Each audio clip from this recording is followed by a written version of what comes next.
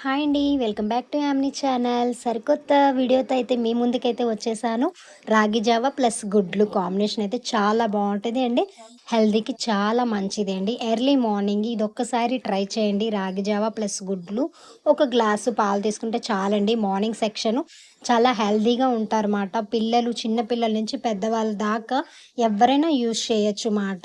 And next అలానే sugar పేషెంట్స్తో బాధపడే వాళ్ళు ఇది కంపల్సరీ వాడండి daily. And next pregnancy ladies నడుము నొప్పితో చాలా బాధపడుతూ ఉంటారు కదా, డెలివరీ అయిన తర్వాత, డెలివరీకి ముందు కూడా ఇది యూస్ చేసుకోవచ్చు.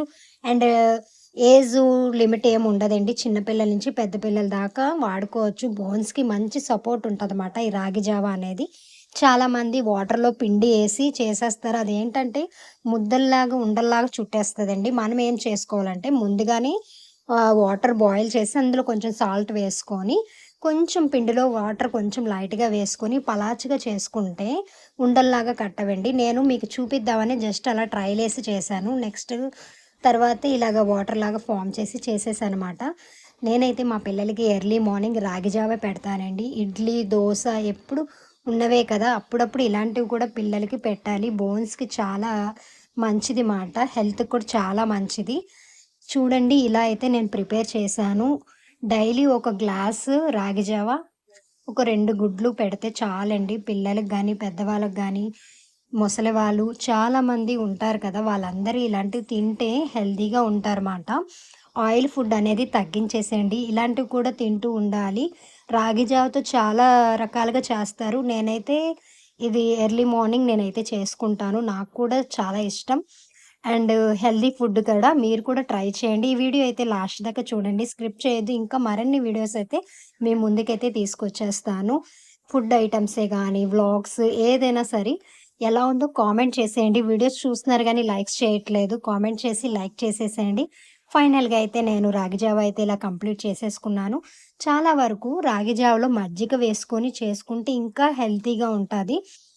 కొంతమందికి ఇష్టం లేని వాళ్ళు ఇలా కూడా మనం ప్రిపేర్ చేసుకోవచ్చు.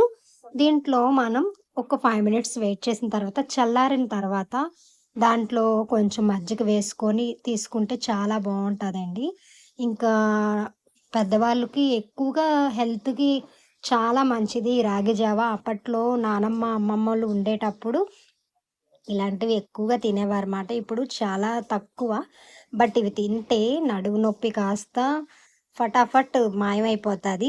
నాకు ఈ మధ్య చాలా బ్యాక్ పెయిన్స్ ట్రబుల్స్ నేను కూడా ఫేస్ చేశానండి. అందుకని నేను కూడా అప్పుడప్పుడు తాగుతూ ఉంటాను. చాలా బాగుంది, నాకు ఫ్రీ అనిపించింది మాట.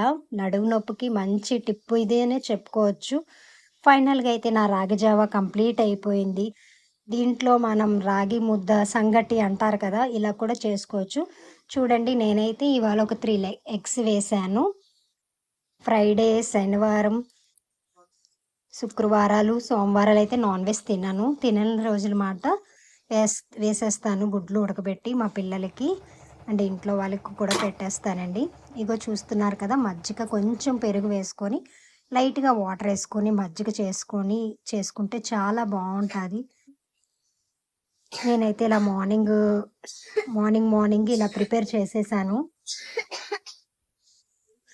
చూస్తున్నారు కదా, ఇలాగా మజ్జిగ ప్రిపేర్ చేసుకొని వేసుకుంటే ఇంకా టేస్టీగా ఉంటుందండి రాగి జావలో.